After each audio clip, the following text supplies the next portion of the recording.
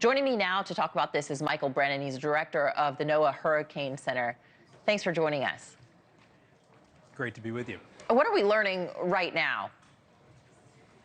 Well, we've had the Hurricane Hunter aircraft flying in Debby today, and they've shown that the storm has begun intensifying as we expected. The maximum sustained winds now are about 65 miles per hour. The storm's moving off north-northwest at about 13. You can see this big rain band affecting much of the state of Florida, all the way from the Keys up through the west portion of the state, Tampa, Sarasota, and now moving up towards the Jacksonville area. So we are expecting Debby to intensify to a hurricane, making landfall on Monday in the Big Bend region, bringing life-threatening storm surge inundation, hurricane force winds.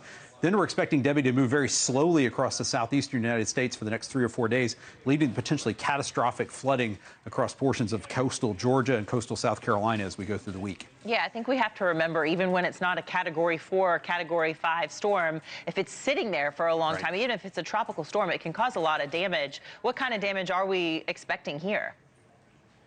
Well, in the coastal area where landfall is expected, we're expecting to see 6 to 10 feet of storm surge inundation above ground level in this region of the Big Bend coast, and that's where we have a storm surge warning in place. So hopefully people in those evacuation zones have been, if they've been asked to leave by their local officials, have left. That's kind of storm surge is life-threatening and can also cause structural damage. We're also expecting to see hurricane force winds within this hurricane warning area that could cause damage to trees, power lines, infrastructure. Then we move on as we go through the week into the rainfall phase, which, as you mentioned, has almost nothing to do with how strong a storm is from a wind perspective. We're going to see widespread rainfall totals of 10 to 20 inches across coastal Georgia and South Carolina, isolated totals as high as 30 inches, which could result, again, in catastrophic flooding and prolonged river flooding in these areas. And we lose more people in tropical storms and hurricanes to freshwater flooding from rainfall than any other hazard. Now, would I be correct to say that in recent years we've seen storms intensifying quickly and even earlier? Like, these storms are becoming more powerful. What are we expecting for the hurricane season as a whole?